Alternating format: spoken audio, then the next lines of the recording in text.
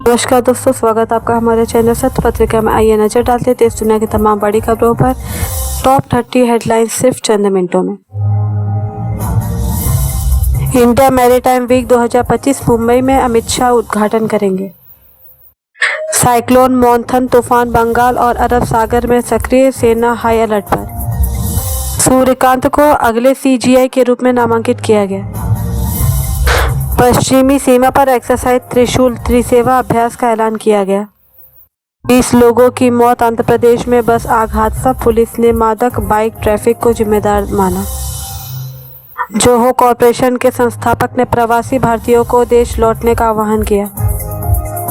America चीन व्यापार वार्ता में प्रगति, डोनाल्ड ट्रंप ने डील की संभावना जताई।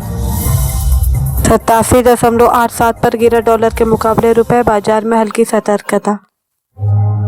नरेंद्र मोदी ने कहा है कि वंदे मातरम 140 करोड़ भारतीयों को जोड़ने वाला मंत्र है और इसे आगामी 150 वर्षगांठ के रूप में मनाने का आह्वान किया। इलेक्शन कमीशन ऑफ इंडिया ने घोषणा की है कि देश भर में 10 से 15 राज्य और केंद्र शासित प्रशासन में मतदाता सूची संशोधन का पहला चरण जल्द घोषित होगा। दिल्ली पुलिस ने छठ पूजा के अवसर पर दिल्ली के कई घाटों के आसपास यातायात नियंत्रण के मार्ग वितरण की घोषणा की है। स्थानीय लोगों को सार्वजनिक परिवहन उपयोग करने की सलाह दी गई है।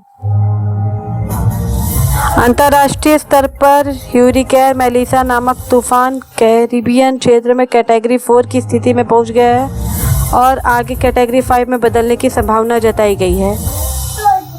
यूपी के सहारनपुर जिले की एक फैक्ट्री में बॉयलर फटने से भीषण आग लग गई है। इस घटना में 2 मजदूरों की मौत हो गई है और 5 घायल बताए जा रहे हैं।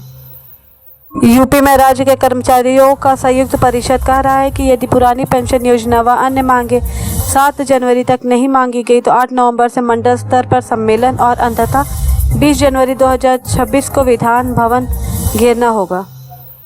इस धरने में 22 लाख कर्मचारियों के जुड़ने की संभावना बताई जा रही है। गाजियाबाद में खुले यशोदा मेडिसिटी के उद्घाटन के दौरान सीएम योगी ने कहा कि सिर्फ अस्पताल नहीं बल्कि वर्ल्ड क्लास केयर का उदाहरण है। माना जा रहा है कि इससे दिल्ली जाना कम होगा और राज्य की स्वास्थ्य सुविधाएं बेहतर होगी।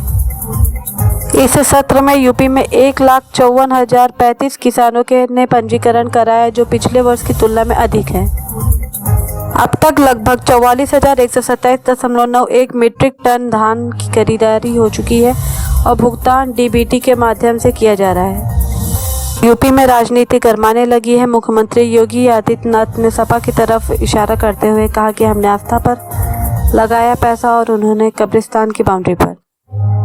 पिछली पीढ़ी के अनुभव क्या कह रहे हैं? क्या यह सत्ता विकास की दिशा में सही है? आप अपनी राय में कमेंट बॉक्स में जरूर बताएं। चलिए नजर डालते हैं बिहार चुनाव से संबंधित प्रमुख बिंदुओं पर। राज्य में आने वाले सभा चुनाव 6 नवंबर को पहला चरण और 11 नवंबर को दूसरा चरण को आयोजित किए जाने का आशय है। तेजस्वी यादव के नेतृत्व में राष्ट्रीय जनता दल आरजेडी महागठबंधन ने कहा है कि यदि वे सत्ता में आते हैं तो वक्फ अमेंडमेंट एक्ट को कूड़ेदान में फेंक देंगे। भारतीय जनता पार्टी शीर्ष नेतृत्व में दावा किया है कि यदि इस चुनाव में उनकी डबल इंजन सरकार ही बिहार को विकास की राह पर ले जा सकती है।